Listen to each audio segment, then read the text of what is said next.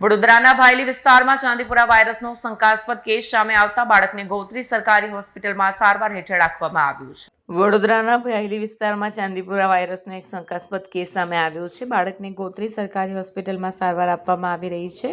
Hospital દ્વારા બાળકના લોહીના નમૂના ગાંધીનગર ખાતે તપાસ માટે મોકલવામાં આવ્યા છે અને રિપોર્ટની રાહ જોવાઈ રહી છે।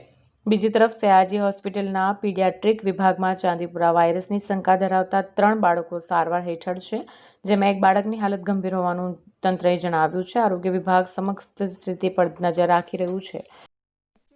કાળજી વાયરસ છે એટલે વાયરસ રિલેટેડ જે બી હોય એની કાળજી રાખવી જોઈએ। મોસ્ટ ઓફ ધ બધા પેશન્ટ ગોધરા પંચમહાલ બાજુથી જ આવે છે, તો આઈ થિંક ત્યાં પણ થોડું વર્કઆઉટ હેલ્થ ડિપાર્ટમેન્ટો વર્ક કરે જ છે। ત્યાંનું જે બી પ્રિવેન્શન માટે જે બી કરવાનું હોય એ ત્યાં લેવલ પર કરવું જોઈએ। અત્યાર સુધી એવું માનવામાં આવ્યું મતલબ હકીકત છે કે બધા ગોધરા પંચમહાલના જ હોય છે, તો ત્યાંના ડિસ્ટ્રિક્ટ લેવલ પર થોડું પ્રિવેન્શન માટેનું કાર્યવાહી થવી જોઈએ। બ્યુરો રિપોર્ટ સત્ય ટીવી ન્યૂઝ વડોદરા।